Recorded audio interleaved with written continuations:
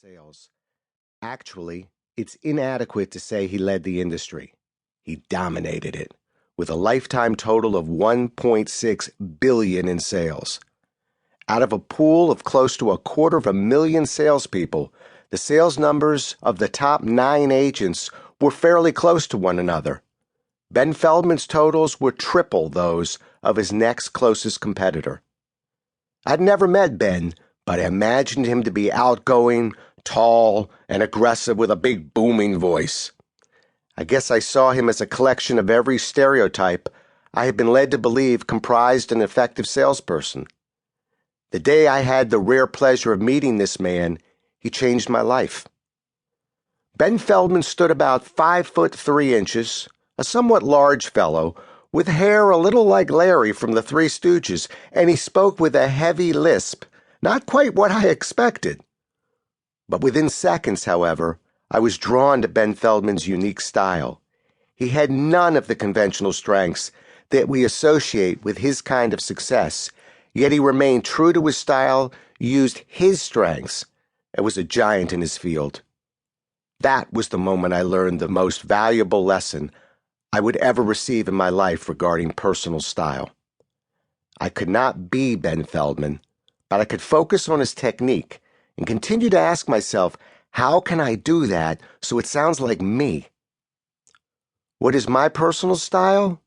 My strengths aren't Ben's strengths, but then again, Ben's aren't mine either. Ben Feldman didn't just inspire a 21-year-old kid trying to find his way into the world of selling. He inspired the world with one simple message.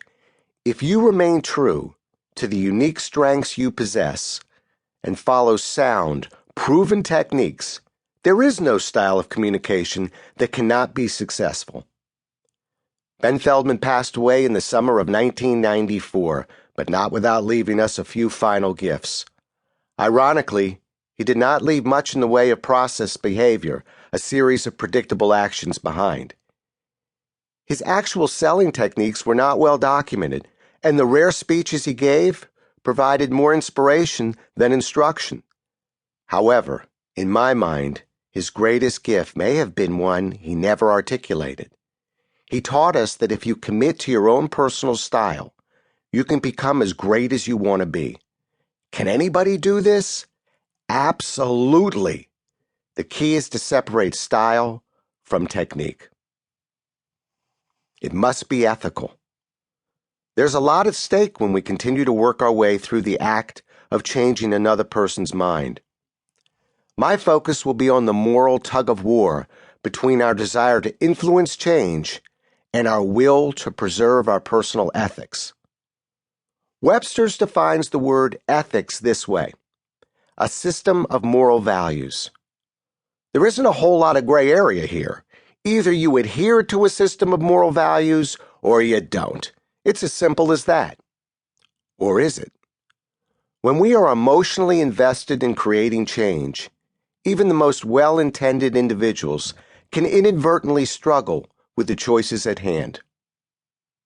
Rather than ignore this potential conflict, I want to examine how well-intentioned people can find themselves challenged to do the right thing.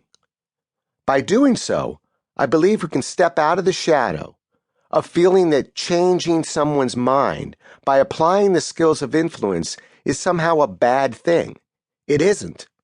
In fact, it can provide one of the greatest acts of kindness one human being can extend to another. On the other hand, changing someone's mind by applying the skills of manipulation can be a despicable act of selfishness, and that's why we must start here. You see, most of us don't wake up one day, stretch, grab a cup of coffee, and say to ourselves, I feel like being unethical today. It's a little more complicated than that. In fact, it begins with another word we'll now introduce. The word is justification, which Webster's defines this way: a reason, fact, circumstance, or explanation that justifies or defends. As a professional speaker and author who studies and writes about human behavior, I can tell you that people do not set out to be unethical. However, when you have a lucrative, possibly career